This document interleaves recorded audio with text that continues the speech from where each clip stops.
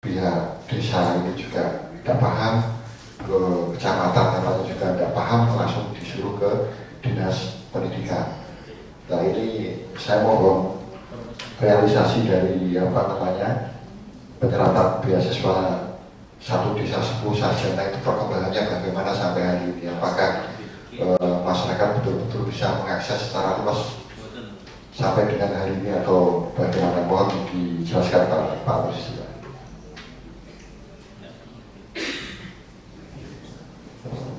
Izin Bu Sek. Assalamualaikum warahmatullahi wabarakatuh.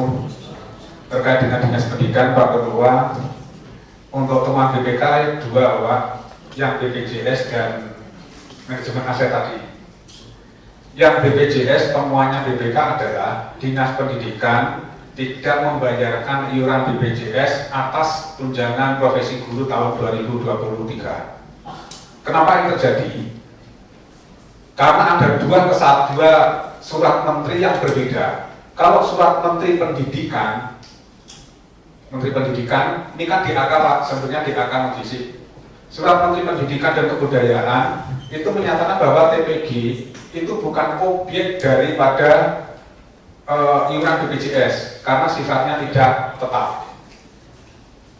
Tetapi ada surat dari Menteri Dalam Negeri bahwa salah satu objeknya tunjangan kesehatan adalah objeknya iuran BPJS atau yang kesehatan itu adalah tunjangan profesi guru.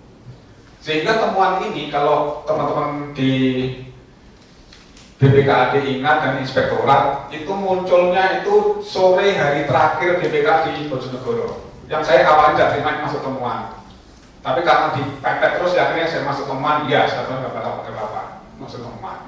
Sehingga di temuan BPK itu pun seharusnya namanya audit, kewajiban itu kan harus jelas Pak Ketua. Berapa kewajiban saya? Ternyata di BPK itu tidak muncul nilainya. Hanya BPK kemudian menyampaikan harus saya direkon dengan BPJS. Nah selama ini BPJS-nya saya tidak pernah nagih saya Pak. Nah, tapi apapun saya tidak lanjuti Pak Ketua. Tidak lanjutnya apa?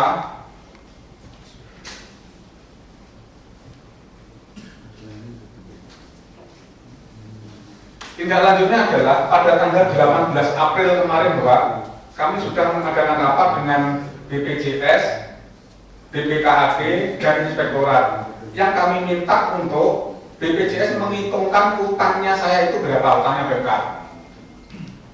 Dan sampai kemarin, sampai saya disurati oleh Pak Bupati tanggal 22 Mei, BPJS juga belum mengirimkan kepada kami.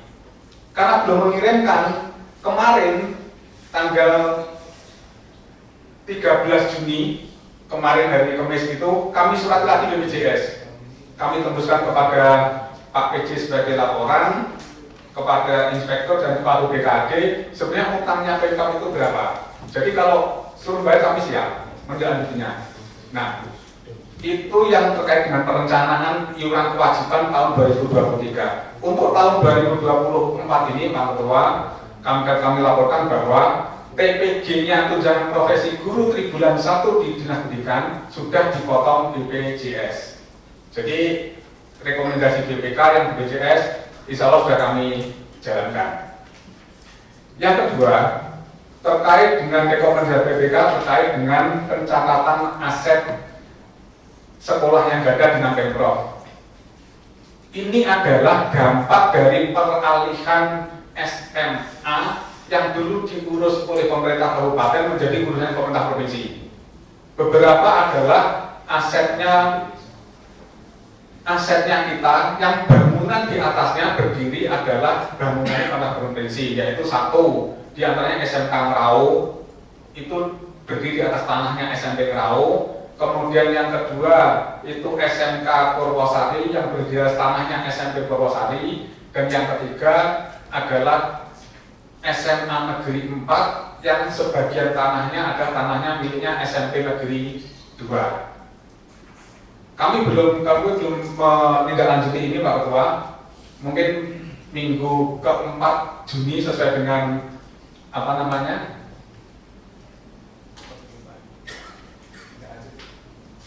rencana RTL, rencana tindak lanjut, saya diberi waktu sampai minggu keempat bulan Juni untuk mengadakan rapat ini. Yang ketiga, terkait dengan beasiswa, dapat kami laporkan bahwa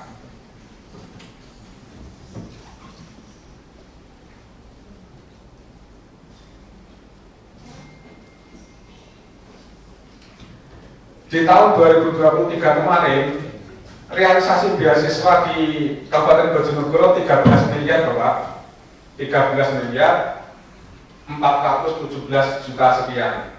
Sebetulnya ini sudah jauh lebih baik daripada tahun-tahun sebelumnya. Tahun sebelumnya, tahun 2022, realisasi kita hanya 4 miliar 900. Kemudian tahun 2021, 2 miliar. Di tahun 2020, awal beasiswa, realisasi kita hanya 1 miliar. Jadi kalau trennya sudah naiknya 2021 1 miliar, 21-nya 2 miliar, 22-nya 4 miliar, tahun ini tahun kemarin sudah 23 miliar. Tetapi kalau dilihat dari anggarannya masih lebih jauh, masih kurang banyak karena anggarannya disediakannya 34 miliar. Dan untuk tahun 2024 ini yang sudah terrealisasi adalah 10 miliar. Jadi kemarin di bulan 1 kami sudah merealisasikan 10 miliar Pak Ketua, yang dirasakan oleh 2.757 penerima. Nah, kalau kemudian disampaikan ini susah, sebenarnya enggak Bapak. Malah di tempat kami itu banyak yang berlebih. Kemarin kita tertolak itu karena satu, ada Universitas Bojonegoro yang fakultasnya itu akreditasinya turun Bapak. Ketentuannya itu harus akreditasi B. Tahun 2023 kemarin muncul akses baru, dia jadi C, sehingga ada sekitar 100-an mahasiswa itu tidak lagi mendapatkan beasiswa karena tidak memenuhi ketentuan. Banyak yang gagal karena itu satu. Yang kedua, banyak gagalnya juga karena desanya itu sudah penuh 10 orang penerima sarjana, satu desa 10 orang, sehingga tidak bisa kita tambahin lagi. Dan yang ketiga, tidak bisa terpenuhinya itu, gagalnya itu karena tidak punya KIP, tidak punya PKH, tidak punya KPM, dan tidak punya KPP. Terus kan kalau itu nggak bisa. Kalau yang lainnya insya Allah bisa. Itu mungkin yang bisa kami sampaikan, Pak Nur.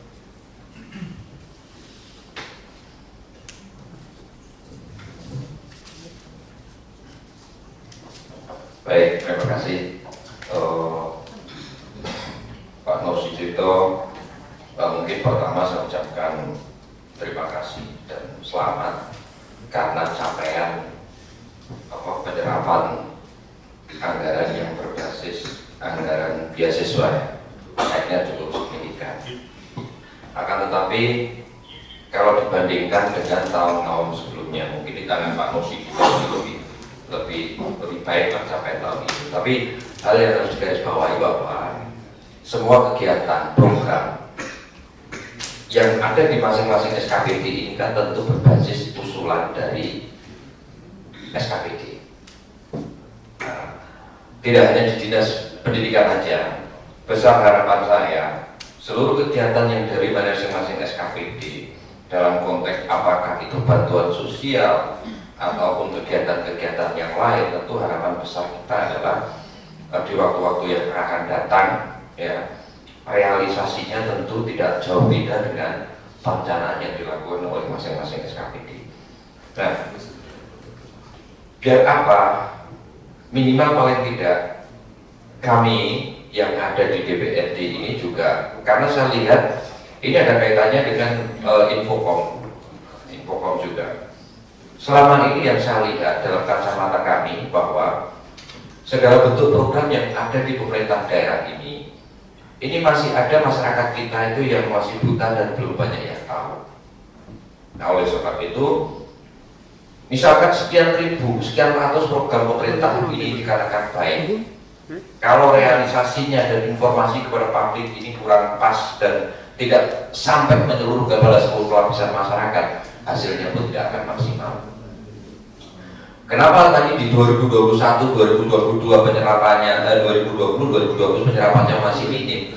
Karena yang kami lihat bahwa tidak semua masyarakat ini bisa tahu, mengakses atau menerima info bagaimana beasiswa ini betul-betul siapa yang punya hak untuk mengakses, siapa yang syarat-syarat apa saja yang memang diharuskan atau harus dipenuhi oleh mereka-mereka yang akan mendapatkan beasiswa. Nah, tentu harapan saya tidak hanya di dinas pendidikan, termasuk di dinas-dinas yang lain, ya. Apa dinas Infokom ini harus betul-betul bisa memberikan informasi yang luas kepada masyarakat berkaitan dengan apa yang akan dilakukan oleh pemerintah daerah itu selama 1 tahun ke depan. Ketika pada periode pertengahan tahun pun harus disampaikan bahwa capaiannya sudah apa. Kalau ada memang kendala-kendalanya di mana. Jadi masyarakat tidak dibikin bingung. Katanya ada program ini tapi kita tidak bisa mengakses. Katanya ada program ini tidak dilaksanakan, dinas Infokom itu juga tidak memberikan informasi kepada kita, kepada masyarakat. Contoh kecil yang lain berkaitan dengan webnya DPRD itu yang sering kali, kalau tadi Pak Umar menyatakan itu webnya DPRD itu kan sering dihack, Pak. Nah, ini paling tidak lembaga DPRD ini juga lembaga yang prestis. Nah, oleh sebab itu upaya-upaya atau langkah real yang dilakukan dinas Infokom ini juga harus betul-betul dilakukan secara maksimal. Jangan sudah berapa bulan itu dan berapa kali webnya DPRD tetapi tidak ada langkah-langkah real dalam rangka mengantisipasi itu semuanya. Nah, ini nanti tolong apa yang dilakukan Infokom terhadap seluruh program pemerintah ini tolong betul-betul disampaikan baik via radio, via media massa atau via pamflet gitu. Jadi tugasnya Infokom ini banyak. Keberhasilan pemerintah salah satunya ini juga ada di tangan Infokom. Kemudian selanjutnya, kalau saya ke dinas pendidikan, Pak sampaikan nanti kepada Pak PJ Bupati, mestinya di waktu yang akan datang, khususnya di sekolah SD dan SMP, sudah saatnya kita ini sudah bisa menggratiskan semuanya.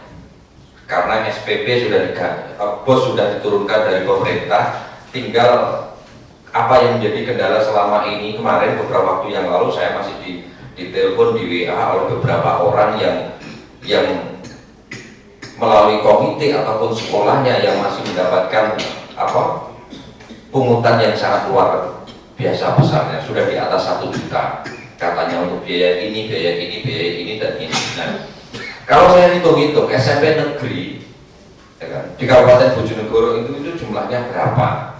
Paling kalau rata-rata mereka mau pungut biaya itu kan hanya untuk pembangunan gedung, fasilitas dan lain sebagainya.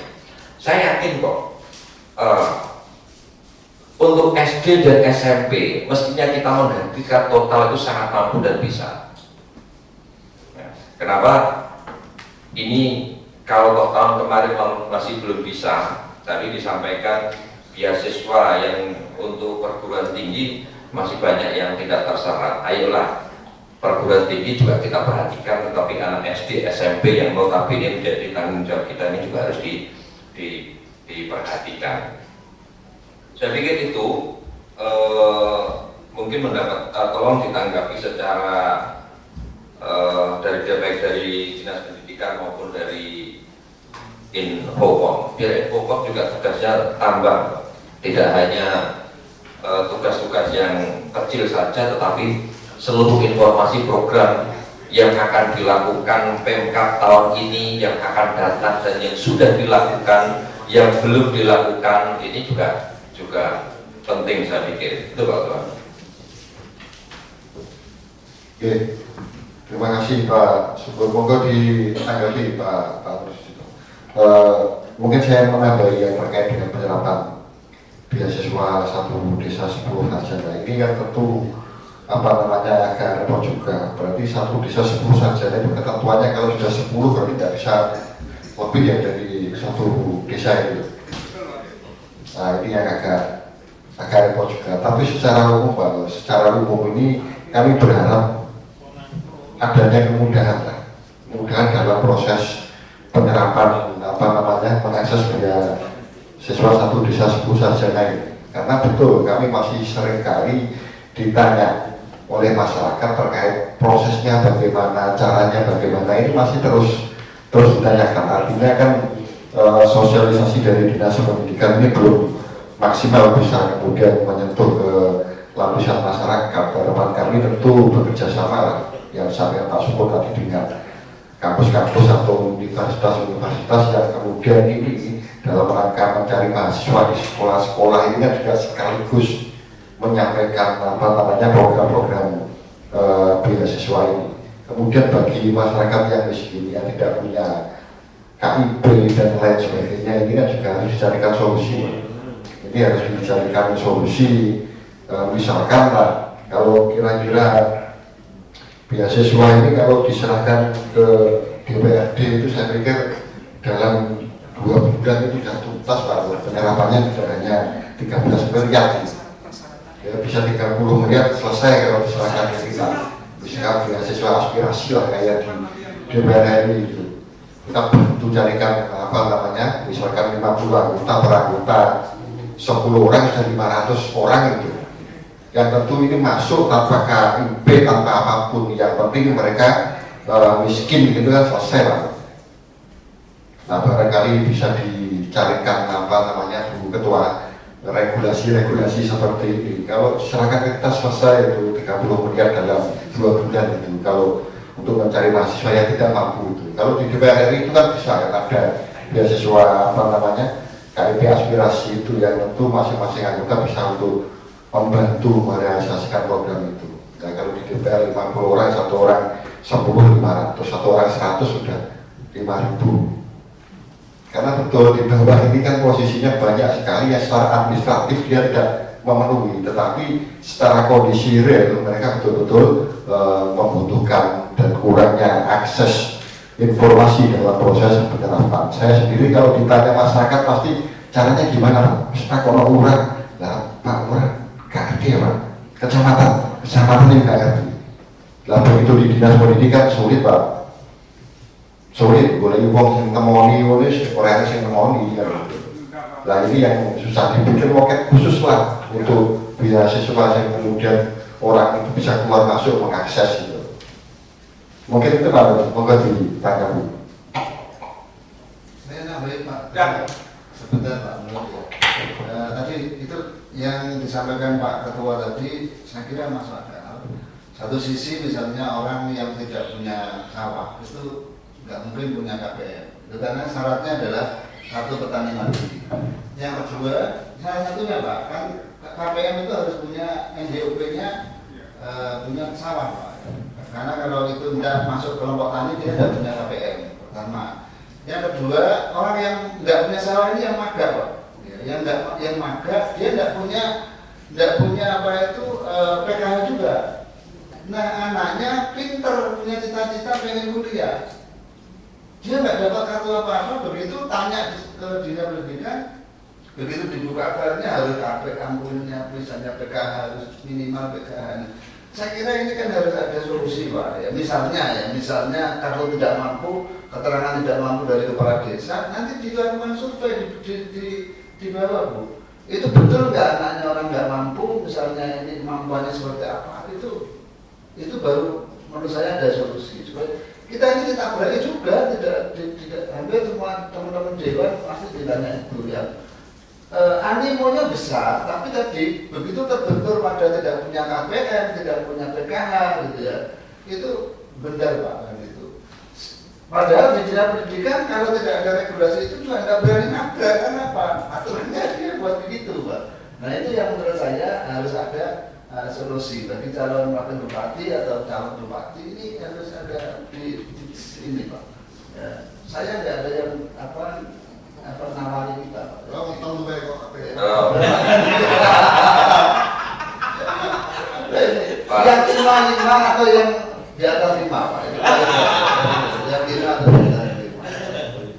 Jadi masih berkaitan apa yang disampaikan, masih pada materi yang sama Pak Ketua. Kalau saya berpaku pada gini bahwa 5 tahun terakhir ini anggaran kita itu kan silvanya senantiasa tinggi.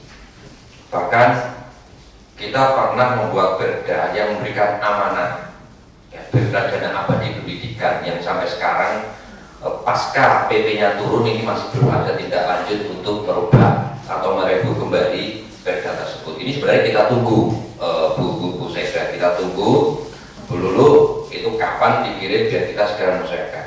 Karena rencana perda dana abadi itu sudah 5 tahun yang lalu, ya, era yang Bupati lama ya, masih karena PP-nya belum ada. Sekarang PP-nya sudah hadir, PP-nya sudah ada 5 bulan yang lalu sampai sekarang ini belum kita terima usulan dari Brigas hukum untuk segera kita sesuaikan. Ini repot lagi nanti kalau segera tidak, padahal sebentar lagi kita bahas APBD 2025. Nah, ini tolong ini diperhatikan agar segera disampaikan kepada DPRD. Paling tidak DPR saya ngambil tek ini harus segera punya sama-sama berjuang untuk itu. Kemudian yang kedua berkaitan dengan politik anggaran. Yang namanya teman-teman DPR ini kan juga punya hak untuk menentukan anggaran. Apa yang disampaikan berkaitan dengan DPR RI dan lain sebagainya, saya pikir ayolah kita sama-sama punya etikat baik bahwa mau tidak mau, suka tidak suka, kita sudah menyampaikan, kita sudah bilang bahwa beasiswa ini programnya bagus, tetapi kalau tataran realisasinya nggak maksimal, ini juga kurang bagus.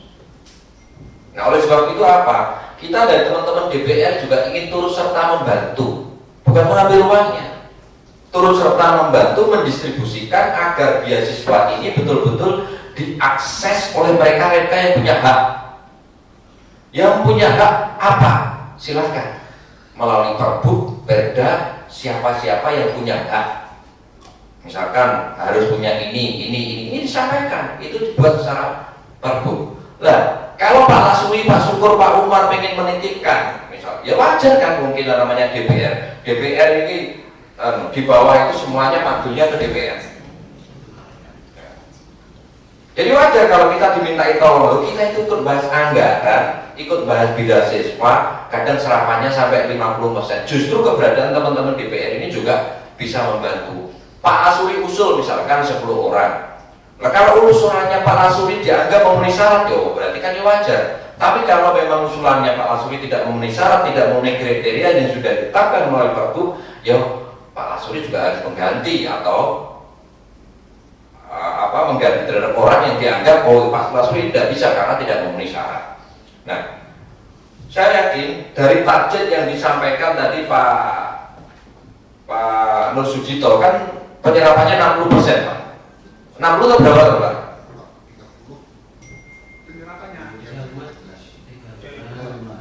hanya 35%, Pak. Oh, 35%. Ya. Nah, saya yakin kok Pak Lasuri, Pak teman-teman ini ketika mengusulkan dia juga akan melihat, oh ini pantas apa enggak, layak atau enggak. Saya pikir ini saya pikir harus kita kembalikan. Kalau kita pengen sama-sama memberikan program yang terbaik buat masyarakat Bojonegoro, harus kita awali dengan hal seperti ini. Termasuk saya juga ingin tahu ini yang dari tadi saya ulang kembali, Infocom selama ini yang dilakukan apa saja. Kok banyak sekali program yang masyarakat yang masih tidak tahu, nggak ngerti, nggak paham. Nah, kalau memang kira-kira programnya jangan hanya ngurusi buzzer-buzzer yang tidak jelas atau wartawan-wartawan yang tidak jelas. Justru Infocom ini sebagai corongnya pemerintah harus mendudukkan persoalan ini yang terbaik pada masyarakat. Program ini mestinya ini, program ini dan ini. Nah, jangan hanya ngurusi wartawan-wartawan yang tidak jelas, bagi-bagi duit yang tidak jelas itu, Pak. Tapi itu Pak Ketua, mungkin dijawab dulu.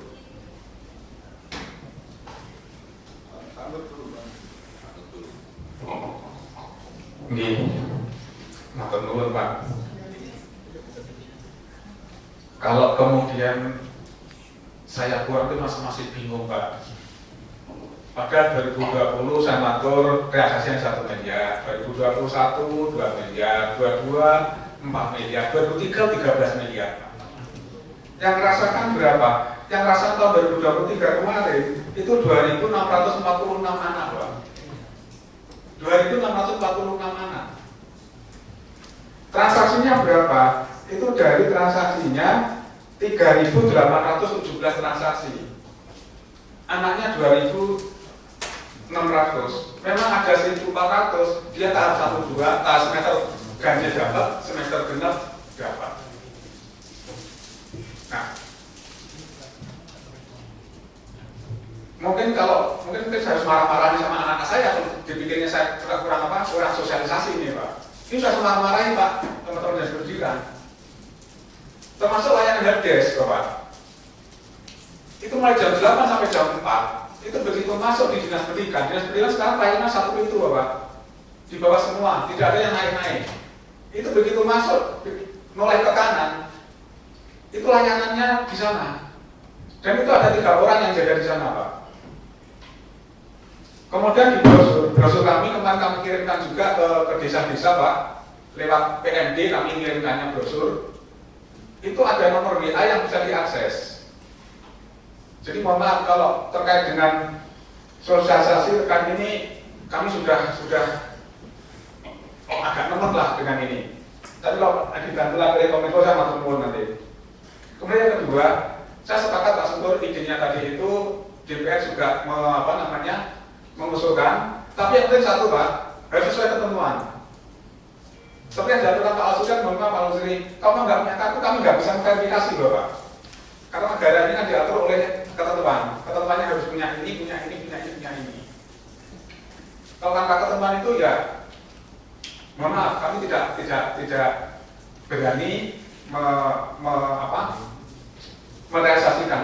Bahkan di Bojonegoro, menurut saya ini biasanya yang sangat mudah, Bapak, sangat mudah. Untuk 10 sarjana per desa itu IP-nya itu hanya 275, Bapak. Sekarang IP 3 itu kan berkebaran. Di Bojonegoro IP-nya 275. Itu untuk beasiswa 10 sarjana per desa. Di program yang satunya beasiswa senteis memang disyaratkan IP-nya 3. Tapi biar yang 3 tadi itu anaknya siapapun bisa, Bapak. Jadi kita beasiswa kita ada 3 macam. Yang macam pertama itu scientist, itu orientasinya anaknya harus pintar betul. Dia harus lulusan sains di perguruan tinggi negeri, beasiswa berapapun. Anaknya siapapun. Kita rekor hari ini adalah kedokterannya UIN. UIN itu ada kedokterannya itu 39 juta, Bapak. UKT-nya kita bayarin. UIN Semarang itu 39 juta. Nah, kemudian yang kedua, 10 sarjana per desa. Ini sasarannya memang tidak anaknya, tapi keluarganya tadi itu. Makanya disyaratkan adalah ada kartu KI. Dia mantan pemegang kartu Indonesia Pintar, atau 2 dia pemegang kartu PKH.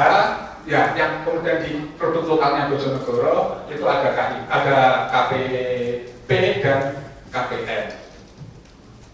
Terus yang ketiga itu adalah bansos tahap akhir. Kalau ini hanya tahap akhir, hanya 2,5 tahap akhir sekali aja. Jadi menurut kami ini sudah sangat gampang lah. Tapi saya sepakat dengan idenya Pak pimpinan tadi. Kalau DPR kemudian DPRD ada yang merekomkan nama, siap, kami sangat sepakat itu dengan catatan seperti yang dikatakan Pak Syukur tadi, sesuai dengan ketentuan yang ada di kami, ketentuan di Pergub. Matur nuwun, Pak. Pak Nur, ini mungkin kurang legowo lah Pak Nur ini menerima usulan ataupun masukan dari kita. Maksud kami begini, kalau tentu sesuai dengan ketentuan, ya dan lewat kita pun dia tetap masuk kalau sesuai dengan ketentuan. Nah tentu jenengan dalam melakukan proses pelaksanaan kegiatan ini setiap tahun kan ada evaluasi kan. Nah tentu masing-masing bidang dengan evaluasi yang penyerapannya masih rendah. Ini kan kemudian dinas pendidikan itu kan mencari apa namanya kendalanya apa. Oh, kendalanya ini ternyata kartu. Nah, kemudian solusinya bagaimana? Nah, solusinya itu kemudian dinas pendidikan tentu menyampaikan kepada pemerintah kabupaten dalam hal ini Pak PJ Bupati bahwa ini penyerapannya tidak bisa maksimal karena terkendala kaitan dengan kartu ini.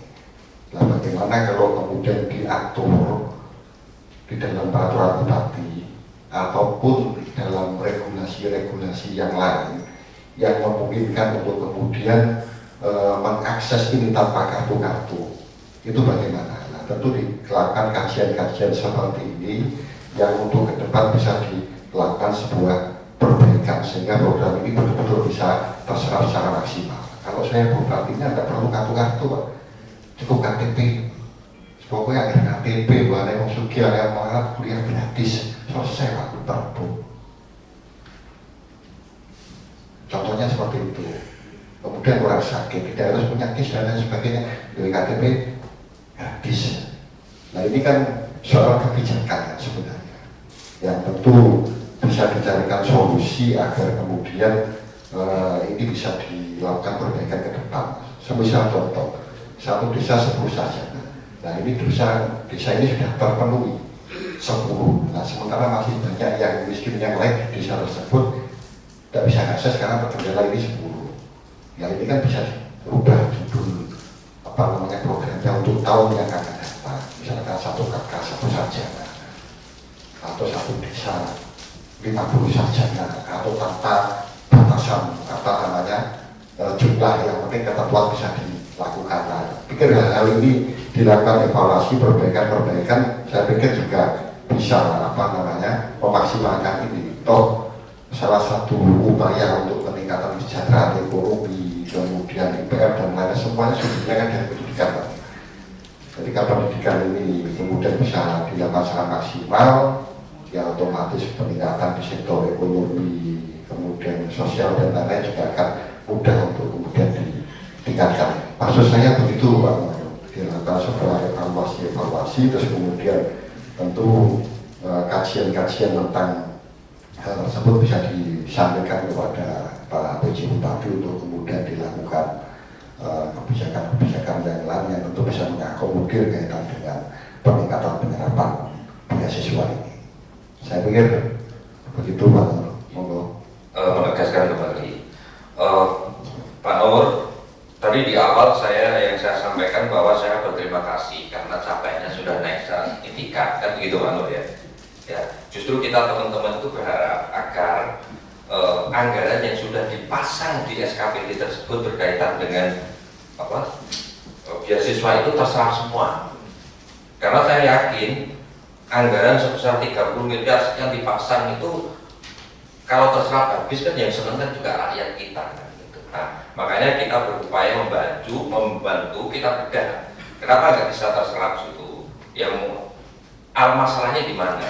Padahal di sana masih banyak sekali masyarakat Bojonegoro yang membutuhkan bantuan tersebut. Apakah masalahnya ada di perbuknya, sosialisasinya, ataupun syarat administrasi yang terlalu terbelit-belit, ataukah memang masyarakat yang tidak tahu terhadap program ini? Ini yang memang harus kita bedah saja, kita kopas secara tuntas. Nah, kemudian ini mumpung bupatinya tidak ada tendensi politik, nggak pengen nyalon dan lain sebagainya. Nah, ini saya pikir ini kesempatan untuk membedah itu semuanya. Kalau mungkin dulu bupati yang lama, ijek pengen, ini adalah kebijakan politis, ini tidak lain. Saya pikir di tangan Pak PJ Bupati nggak akan nggak ingin tengok kanan, tengok kiri. Sepanjang itu program itu baik buat masyarakat, saya pikir dia akan lakukan. Dan saya yakin programnya tidak akan tendensi politik kemana-mana berkaitan dengan apakah itu perpu dan lain sebagainya. Nah, saat inilah memang harus diperbaiki semua. Itu Pak Nur ya. Kita ingin membantu agar proses penyerapan ini semakin maksimal. Syukur-syukur mendekati angka 100%. Toh angka 30 sekian ini kan juga usulan dari SKPD. Makanya tadi di awal saya sampaikan Pak Nur, kami berterima kasih karena capaian penyerapannya naik signifikan, tetapi masih belum pada tataran yang memang harapan kita bersama sesuai dengan pesanan anggaran yang disampaikan atau target anggaran yang disampaikan kepada kita. Jadi itu Pak Nur, atau mudah-mudahan di tahun yang akan datang lebih baik lagi, dan yang lebih penting lagi adalah nek Pergub itu dibuat baku, ini bisa dibawa oleh siapapun. Iki loh, siapapun bisa mengakses anggaran ini, beasiswa ini dengan catatan ini syaratnya. Mau saya bawa nggak apa-apa, Pak Edi bawa, kita juga masyarakat Bojonegoro dan punya hak itu. Nah, secara teknis kita boleh saja usul. Ini secara teknis nanti yang memverifikasi adalah wilayahnya panjenengan. Saya pikir kalau kita semuanya mengacu kepada itu, seluruh program kita buka, kita bedah secara fair, dampaknya juga akan lebih baik buat masyarakat kita. Sekarang apa yang bisa kita harapkan ketika APBD kita besar, masyarakat untuk mengakses secara ekonomi kadang tidak bisa secara maksimal. Masih banyak masyarakat kita yang hidupnya di bawah garis dari kemiskinan, apalagi kalau tidak meningkatkan IPM dan meningkatkan sumber daya manusia mereka, mulai dari SD, SMP, SMA sampai perguruan tinggi. Saya pikir itu Pak. Tambahan Pak, saya teringat selorohnya Bung Karno, siapkan 10 pemuda akan saya guncang dunia. Nah ini Pak Nur sudah menyiapkan juara 2.645 pemuda, kan luar biasa. Aplaus untuk Pak Nur. Artinya Pak Nur sudah bekerja keras selama 2-3 tahun berjalan, ini sudah luar biasa sekali. Nah ini bentuk sebuah investasi SDM bagi generasi bangsa, generasi Bojonegoro untuk menuju Indonesia emas. Gitu. Dan terima kasih kepada Pak Nur Cito. Yang kedua Pak Nur, masukan dari kami, memang benar bahwa di tahun anggaran pertama mulai tahun 2022, 2020, 2021, 2022 ini trennya naik sosialisasinya. Dari awal, dari bawah itu masyarakat desa, anak-anak desa ini belum mampu menerima informasi secara utuh. Yang kedua, ini juga bagian dari support dari pemerintah desa juga. Ini juga butuh. Sehingga di tahun anggaran 2023 ini bisa maksimal kalau dilihat dari trennya per tahun gitu. Terus yang ketiga masukan dari saya Pak Nur, kiranya buat video pendek Pak Nur terkait dengan mekanisme cara tahapan untuk mengakses program beasiswa satu desa 10 sarjana ini, sehingga kemudian video pendek, durasi pendek 2 atau 3 menit yang itu menggambarkan alur bagaimana cara mengakses dan berikut syarat-syaratnya, sehingga itu nanti bisa beredar dengan maksimal gitu. Terus kemudian masukan yang kedua Pak Nur, untuk agar kemudian proses ini berjalan dengan maksimal serapan anggaran program tersebut, mohon kiranya Pak Nur juga sudah mulai mensosialisasikan mulai anak anak SLTA kelas 9, 10, 11 kelas 9 SLTA Pak Nur, sehingga kemudian ketika sudah masuk di usia kelas 9 SLTA ini sudah mulai gambaran, sudah mulai gambaran. Dan SMP. Yes. 9 itu SMP. Oh, kelas 1 SLTA. Berarti 10 ya.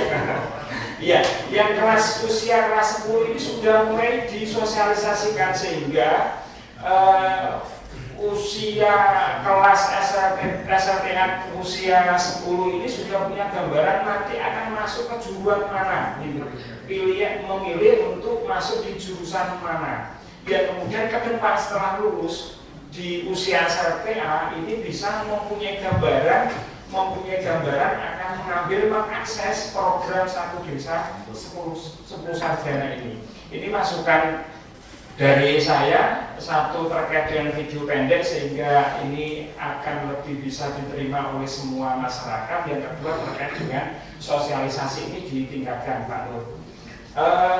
Terkait dengan rekomendasi atau akses kami, Pak Nur, memang benar di kalangan bawah masyarakat konstituen kami itu seringkali mempertanyakan terkait dengan mekanisme cara akses satu desa 10 sarjana itu. Setiap kali ada pertanyaan atau minta bantuan dari saya pribadi, saya juga langsung menyarankan langsung ke dinas pendidikan. Ada beberapa anak petani, anak-anak desa itu sudah saya sarankan, alhamdulillah juga goal. Sampai sekarang sudah lulus di Universitas Brawijaya, sekarang juga sudah bekerja di kantor pajak Provinsi Jawa Timur. Itu masuk. Gajinya berapa sekarang? Gajinya, saya tanya, gajinya kurang lebih 5 juta. Ini salah satu bentuk kontribusi kinerjanya Pak Nur. Terima kasih Pak Nur.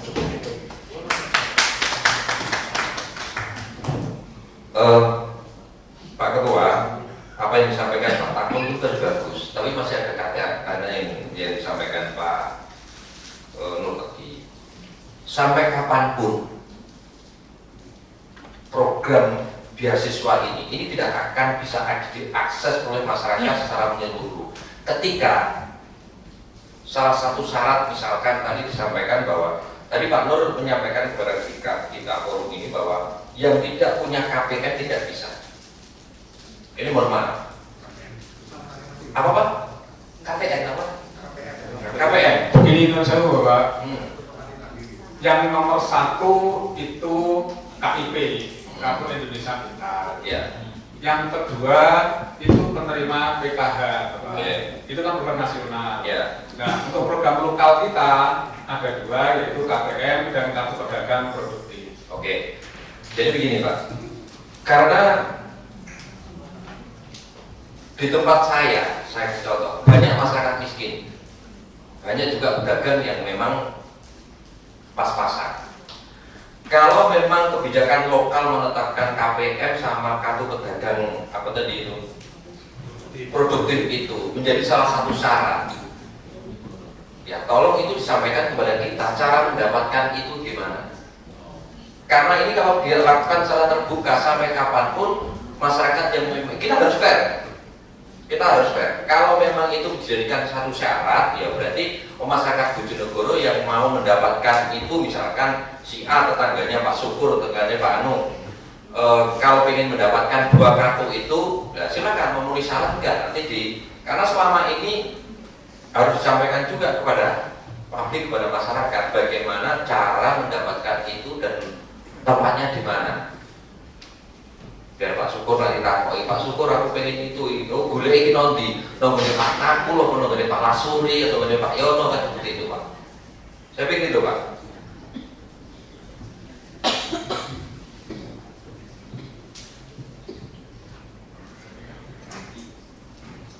Oke, terima kasih Pak Takul, Pak Syukur atas apresiasinya. Kalau saya masih belum memberikan apresiasi kepada Pak Nur, karena biasa sesuai dari 1 miliar, 4 miliar, 13 miliar itu masih kecil Pak.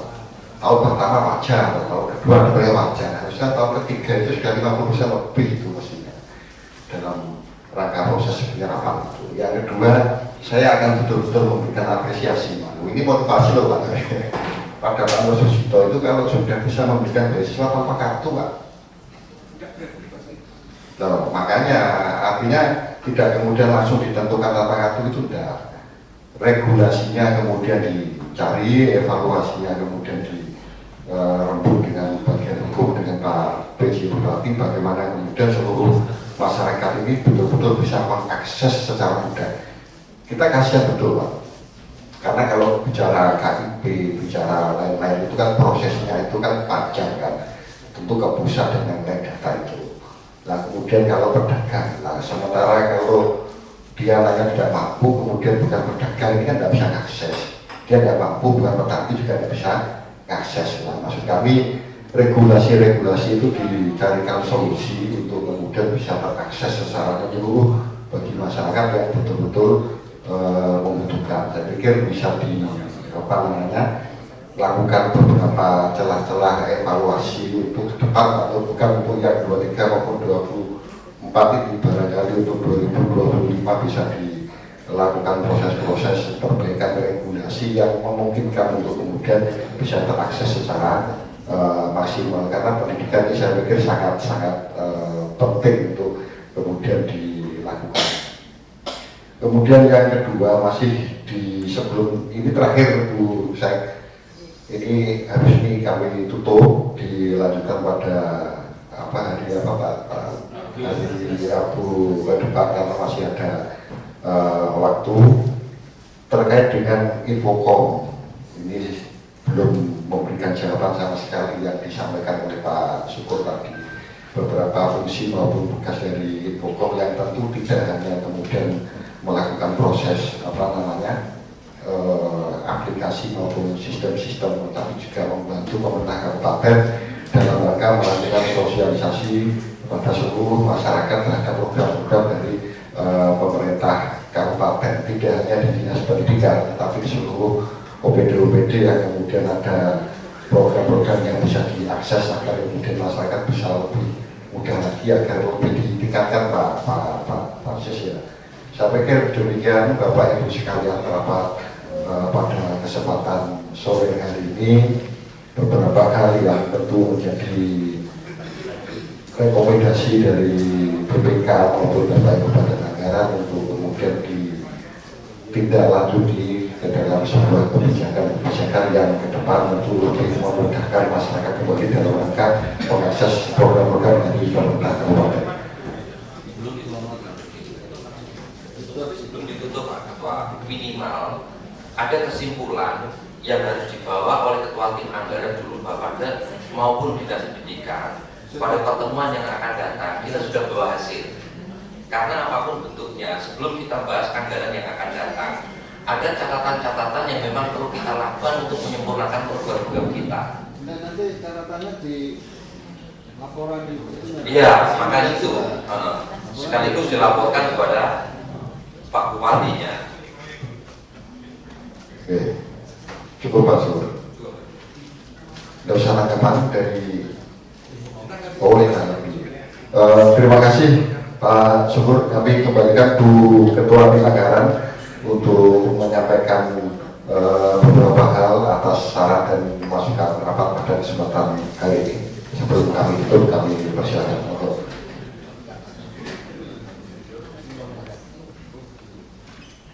Oke, terima kasih pimpin rapat. Saya kira apa yang disampaikan hari ini bisa diteruskan di tanggal 19, karena tadi ada beberapa hal yang perlu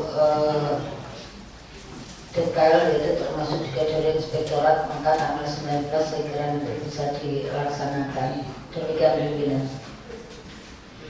Oke, terima kasih Bu Ketua. Kami akhiri rapat pada kesempatan sore hari ini. Kami tutup.